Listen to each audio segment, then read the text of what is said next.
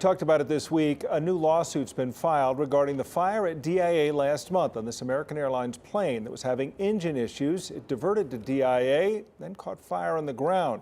This lawsuit alleges the airline was negligent and committed misconduct. A man from Texas saying he was hurt because the airline had failed to properly maintain the plane and follow emergency protocols. Want to talk about that. Our coverage expands now with our 9 News legal analyst Whitney Traylor. So you've taken a look at a complaint that was filed on Monday, which seems quick, but let's talk about the claims that are made in the suit. Yeah, I read the complaint. It was straightforward. It was only about 14 pages, and they asserted essentially a number of negligence claims. So it was negligent hiring, negligent supervision, negligent retention. So what the claim is that they flew out of Colorado Springs, started to experience these various issues, and diverted to DIA. And according to the complaint, they're saying, well, they should have went back to Colorado Springs.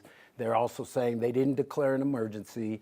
And when the DIA, the ATC said, well, do you need emergency vehicles? They said no.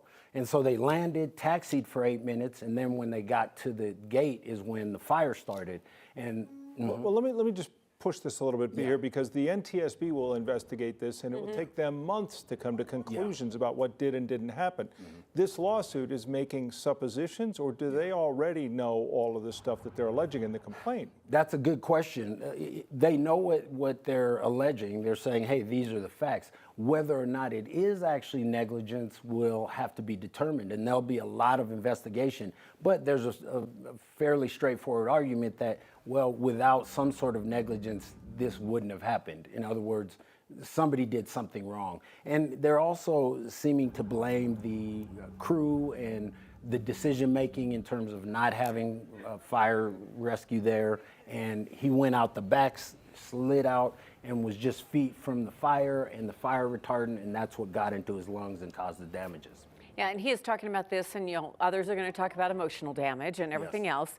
And probably American has already said, we're going to give you guys something. My guess would be. You would think. I mean, usually before a lawsuit is filed, you do try and settle it and resolve it so that, because that's your leverage. You say as a plaintiff, hey, if we don't get this resolved, we're going to file this lawsuit. And that really is some incentive for these potential defendants. So here, this was filed very quickly. I don't know if they had those discussions.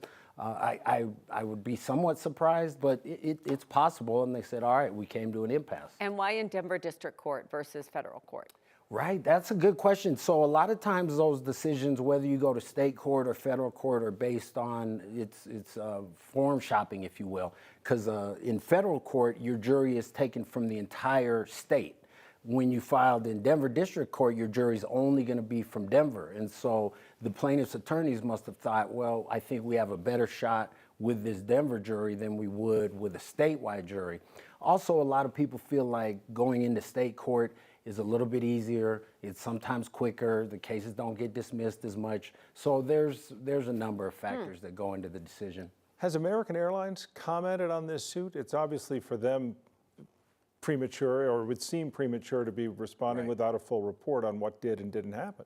Right, so they haven't filed their answer yet. So the complaint was just filed. They'll have 30 days to file an answer, and the answer will be a stock answer. We deny these claims, but when the research comes in and they find out what happened, American might bring in a third party and say, well, it wasn't our negligence, it was the manufacturer, or it was the folks who put the engine together, whatever. So, and this is why these lawsuits can be expensive and time-consuming, because you get into that level of detail and you determine, okay, who's liable. And of course, the defendants are always going to try and find some reason to get out of it. And these things are very complicated. Like Tom said, the investigation itself will blame many people in this process. So it's interesting. More to come, though, too, right? There will be other suits that are filed, likely from other passengers and other people affected by that. Yeah, I think there was 172 passengers on board, so I would suspect that there will be more lawsuits, unless, of course, they get it resolved. And here, I mean, one of the issues is the damages, because I don't think anybody was seriously injured. I know people did go to the hospital, but with respect to how much it's actually worth, that'll be a question. It seems to be mostly emotional distress. We'll keep an eye on it. All right, thanks. Whitney Traylor, our 9 News legal analyst. Thanks.